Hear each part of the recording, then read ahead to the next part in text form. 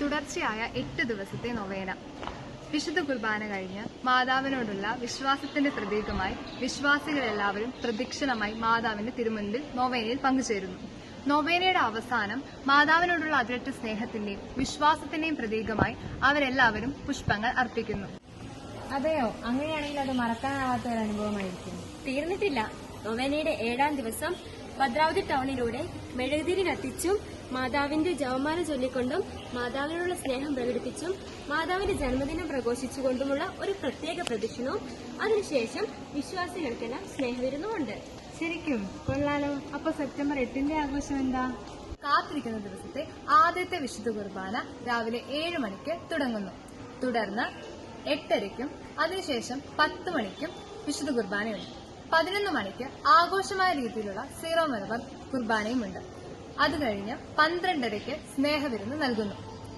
ഇനിയാണ് മെയ്. വൈകുന്നേരം 5:30-ക്ക് bishop Francis സെറാവയുടെ നേതൃത്വത്തിലുള്ള ആഘോഷമായ വിശുദ്ധ കുർബാനയുമുണ്ട്. നീ എല്ലാം പറഞ്ഞു, പക്ഷെ ഇതെവിടെയാ നടക്കുന്നത്? വേറെ എവിടെയാ?